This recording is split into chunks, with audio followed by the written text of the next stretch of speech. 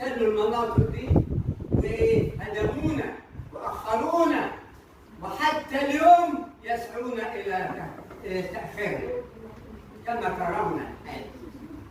مصر عظيمة، والدكتورة مشكورة قامت بجهد كبير في تفسير ما تناولته المحاضرة من معاني لاهوتية طبقا للعقيدة المسيحية دي. إنما العمارة الكنيسة القبطية هي امتداد لأفكار المصريين. فلننظر إلى معبد الرمسيون الذي أنشأه رمسيس الثاني. طبعا أنا لا أتعارض مع ما قالته الدكتورة، تمام صحيح، ولكن أنا أضيف أن